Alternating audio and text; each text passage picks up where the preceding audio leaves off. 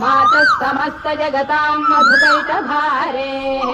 वक्षो विहारिणि मनोहर दिव्यमूर्ते श्रीस्वामिनि श्रुत जनप्रियदानशीले श्रीवेङ्कटेश दयिते तव सुप्रभातम् तव सुप्रभातमरविन्दलोचने भवतु प्रसन्नमुखचन्द्रमण्डले विधिशङ्करेन्द्रवनिताभिरक्षिते मातः समस्त जगताम् मधुकैटभारे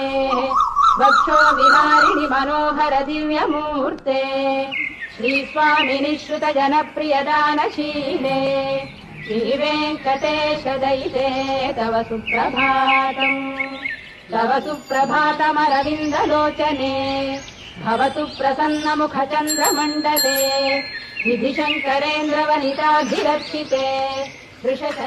मातः समस्त जगताम्